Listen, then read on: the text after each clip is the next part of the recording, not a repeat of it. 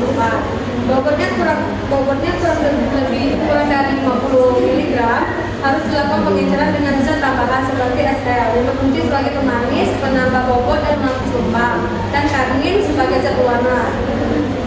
Berupa serbuk kasar harus digerus sampai derajat halus, tidak ada gumpalan atau padatan lagi. Berupa cairan, pelarutnya diuapkan hingga kering, serbuknya dengan zat tambahan yang cocok.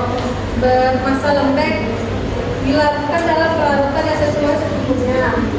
Mudah menguap, dapat dikeringkan dengan campur tohor atau organik lainnya. Saya akan kembalikan kepada moderator. Baiklah, materi yang keenam akan dibacakan oleh Nanda. Baiklah, saya di sini akan menjelaskan tentang OTT atau obat tidak tercampur.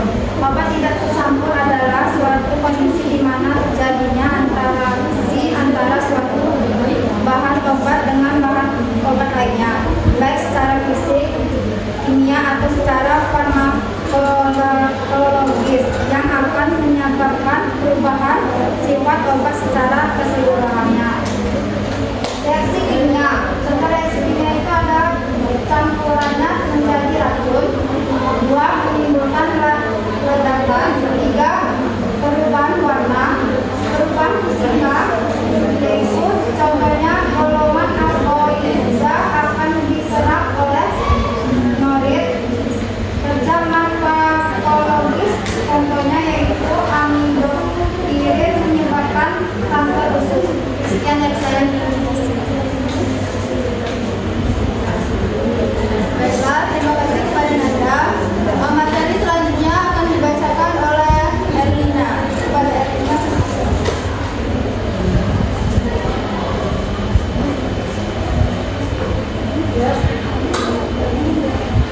Saya akan menjelaskan tentang derajat kehalusan serbuk. Yang pertama itu klasifikasi serbuknya ada sangat kasar, itu nomor serbuknya 8, batas derajat halusnya itu 20%, dan nomor pengayatnya 60. Namun di bahan kimia itu yang sangat kasar banyak. Yang kedua, yang klasifikasi serbuknya yang kasar, nomor serbuknya 20, batas derajat halusnya 40%, dan nomor pengayatnya 60. Namun yang di bahan kimia, nomor serbuk yang kasar itu 20, batas derajat yang halus 60%, dan nomor pengayat itu 40. Yang ketiga, setelah kasar, nomor serbuknya 40, batas derajat halusnya 40%, dan nomor pengayatnya 80. Sedangkan di bahan kimianya, nomor serbuknya ada 40, batas derajat halusnya 60%, dan nomor pengayatnya 60. Yang keempat itu ada klasifikasi serbuknya yang halus, nomor serbuknya ada 60, batas derajat halusnya 40%, nomor pengayatnya 100, dan di bahan kimianya nomor serbuknya 80, batas derajat halusnya 60%, dan nomor pengayatnya 120. Dan yang terakhir itu sangat halus, nomor serbuknya 80, batas derajat halusnya 100%, nomor pengayatnya 80, dan di bahan kimianya nomor serbuknya 120, batas derajat halusnya 100%, dan nomor pengayat 120. Adapun ukuran rata-rata lubang pengait bakwan yang mentawar, yaitu derajat kehalusan serbuk dinyatakan dengan nomor pengayat jika derajat kehalusan serbuk dinyatakan 1 nomor. Dimaksud bahwa semua serbuk dapat melalui pengayat dengan nomor tersebut. Jika derajat kehalusan suatu serbuk dinyatakan dengan 2 nomor, dimaksudkan bahwa semua serbuk dapat melalui pengayat dengan nomor rendah dari dan tidak lebih dari 40% melalui pengayat dengan nomor tertinggi. Saya kembalikan ke moderator.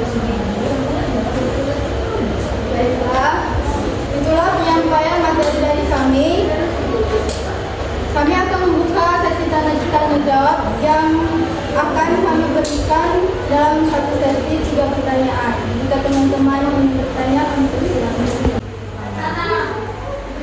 Kepada anak kami persilakan.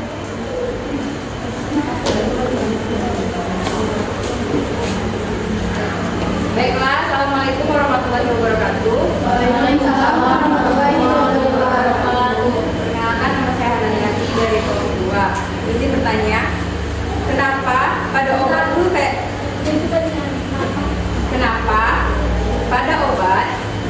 Pulveres atau serbuk bayi tidak dapat bertahan dengan lama, serta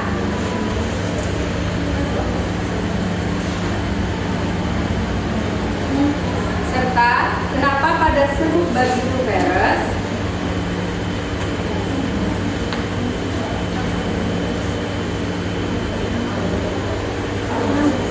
harus melakukan pengayakan nomor kontak. Terima kasih, saya akhiri. Wassalamualaikum warahmatullahi wabarakatuh. Waalaikumsalam warahmatullahi wabarakatuh. Baiklah, pada teman-teman yang ingin bertanya, saya hitung ya. 1, 2, 3. Pada Alifin juga. Oke. Baik, Assalamualaikum warahmatullahi wabarakatuh. Waalaikumsalam warahmatullahi wabarakatuh. Perkenalkan, nama saya Muhammad Arifin dari kelompok 2. Saya ingin bertanya, tadi yang seperti saya jelaskan itu, apabila serbuk pulveres yang terkena air, itu akan mengalami degradasi kan. Nah, apa yang maksud dengan degradasi obat tersebut, dan apakah degradasi ini bisa mempengaruhi kestabilan obat? Terima kasih. Baiklah, terima kasih kepada Arifin. Yang ketiga, pertanyaan ketiga. 1, 2, 3. Itu kepada Izul. Perkenalkan, nama saya Tulmana dari kelompok 3. Dalam studi keseragaman, salah satunya adalah hitung bobot rata-rata kan. Pertanyaannya, bagaimana cara menghitung bobot rata-rata serbuk? Berikan contoh penghitungannya. Terima kasih kepada Izul. Baiklah, kami mendiskusikan pertanyaan yang telah teman-teman berikan. Kami meminta waktu untuk berdiskusi. Baiklah, teman-teman, kami akan menjawab pertanyaan yang pertama, yaitu pertanyaan dari Hana yang akan dibacakan oleh Erina. Pertanyaan dari Hana, kenapa pada obat Pulveres tidak dapat bertahan lama, dan kenapa pada obat Pulveres harus melakukan pengayakan berkali-kali? Yaitu karena sediaan serbuk mudah untuk terkontaminasi dengan bakteri yang hidup di udara dan tidak tahan dengan kelembapan. Itu sebabnya mengapa sediaan serbuk tidak dapat bertahan lama. Pada proses pengayakan zat padat itu dijatuhkan atau dilemparkan ke permukaan pengayak. Partikel yang di bawah ukuran atau ukuran kecil atau di halusan lulus melewati bukaan ayak. Sedangkan yang di atas ukuran yang besar atau oversize itu ada buntut dan tidak lulus. Pengayakan lebih lazim dalam keadaan kering. Sedangkan yang kenapa pada obat Pulveres harus melakukan pengayakan nomor 44 itu karena nomor 44 udah ketentuan dari kantor. Dengan nambahin ya, yang pertanyaan Hana tadi. Jadi penyimpanannya itu harus dalam wadah tertutup kedap. Makanya plastik plate itu kan kedap kan? Bisa juga ditambahkan dengan silika gel supaya tidak terkontaminasi dengan udara lembab tadi. Silika gel tahu? Yang kalau diangkat sepatu ada plastik, itu itu bisa. Nah, serbuk maksimalnya 1 bulan. Tetapi kalau belum 1 bulan, ketika kalian buka serbuknya sudah lembab. Tahu kalau bentuk serbuk lembab tahu? Ya, nah itu tidak boleh dipakai lagi. Walaupun dia belum 1 bulan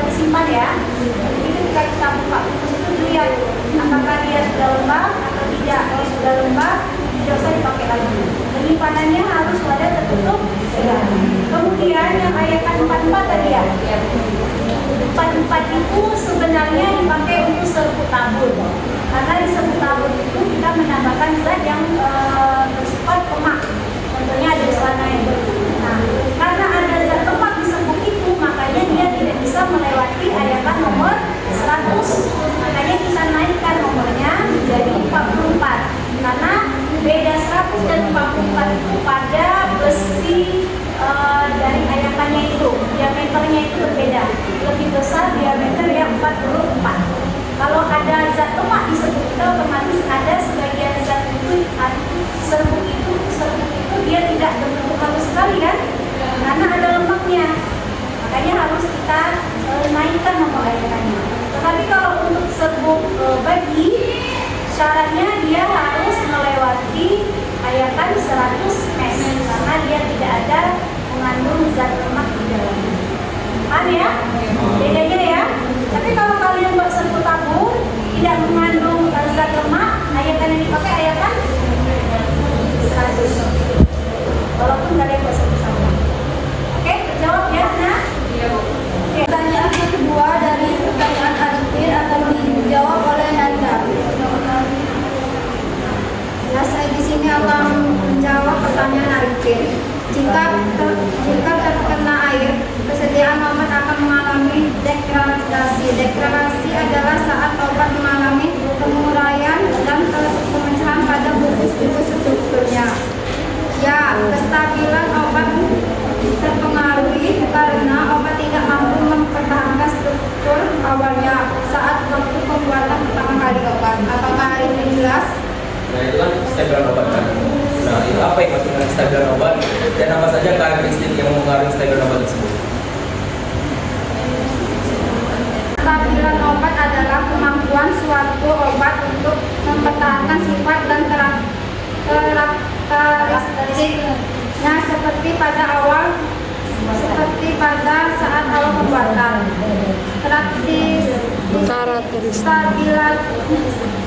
Kestabilan obat terdiri dari identitas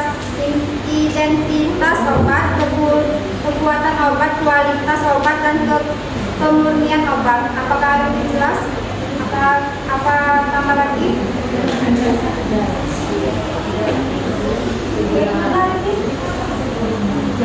Boleh dibantu ya. Jadi yang dikatakan stabil, dia bisa mempertahankan karakteristik obat itu dari awal kita buat sampai masa expirednya. Nah, jadi kalau misalnya kita berarti serbuk itu maksimal kan 1 bulan. Jadi selama 1 bulan itu obat itu harus stabil.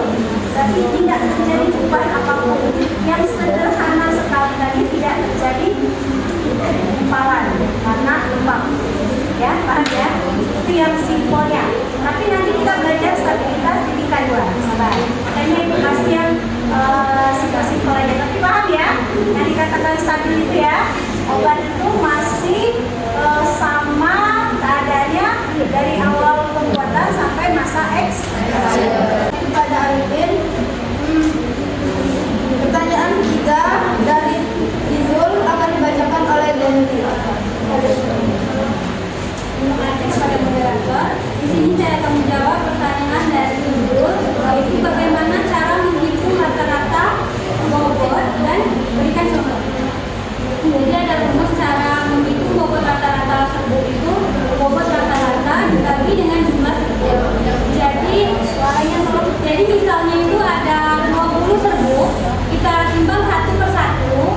Misalnya serbuk yang pertama itu 10 gram, yang lainnya itu berbeda-beda, kita timbang, terus kita tambahkan dari jumlah timbangan kita tadi dari yang 20 serbuk tadi kita tambahkan, lalu kita bagi dengan jumlah dari serbuk, kan jumlah serbuknya 20 dibagi dengan 20. Jadi itu hasilnya, jadi itu adalah bobot rata-rata serbuk bagi. Terus kalau ada penyimpangan, itu cara menghitung itu selisih dibagi dengan bobot rata-rata hasil tadi dikali dengan 100. Sudah selesai, sekarang saya akan membuka sesi yang kedua. Apakah ada teman-teman yang ingin bertanya? Saya akan itu 1, 2, 3.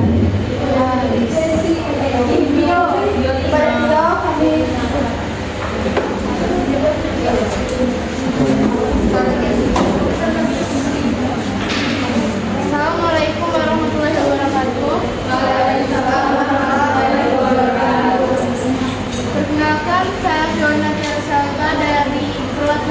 kelompok 5 ingin mengajukan pertanyaan kepada kelompok 1. Mengapa sediaan serbuk bagi atau pulveres tadi perlu dilakukan uji keseragaman bobot? Terima kasih. Mengapa sediaan serbuk bagi atau pulveres? Baik, terima kasih kepada Mbak Wina. Yang kedua, saya persilakan untuk teman-teman. Hitungnya 1, 2, 3. Naura.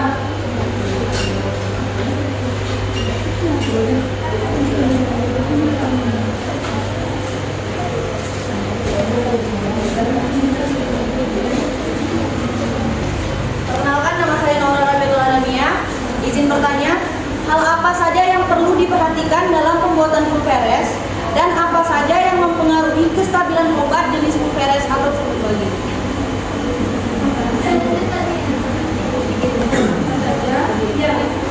Hal apa saja yang perlu diperhatikan? Terima kasih. Baiklah, terima kasih kepada Naura. Yang ketiga, yang terakhir saya akan menghitung ya. 1, 2, 3.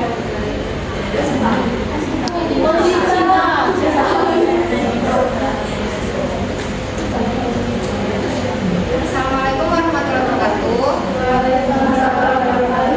wabarakatuh. Saya Cita Ramadhani dari kelompok 5 ingin bertanya. Pada penjelasan slide keuntungan dan kerugian pulveres, pada keuntungan terdapat lebih mudah untuk ditelan, sedangkan pada kerugiannya terdapat rasa pahit menimbulkan mual dan muntah. Pertanyaan saya, apa yang menyebabkan pulveres mudah ditelan, sedangkan pada kerugiannya berasa pahit sehingga menimbulkan mual dan muntah? Tolong dijelaskan. Kami akan menjawab pertanyaan yang pertama dari Bu Yorina yang akan dijawab oleh Aulia.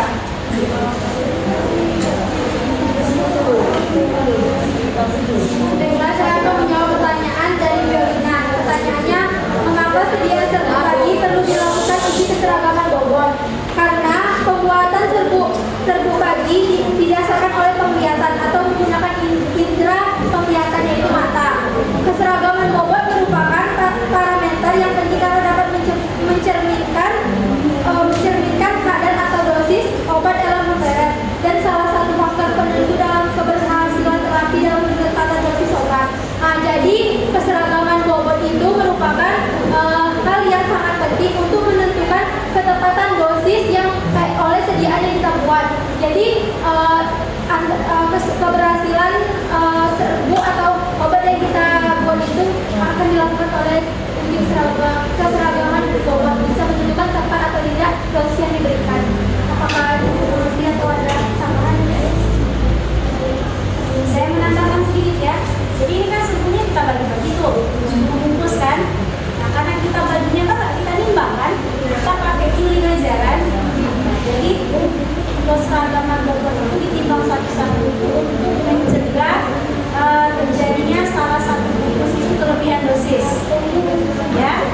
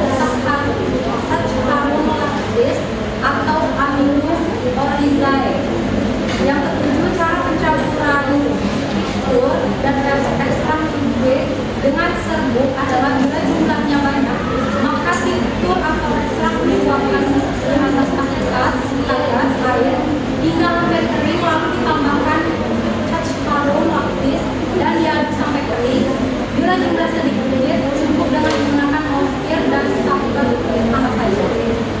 Apakah sudah jelas?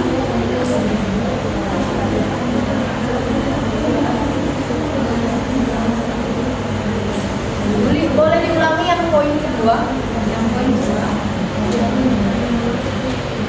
Yang poin kedua adalah bila bagian-bagian serbuk mempunyai bobot jenis yang berlainan,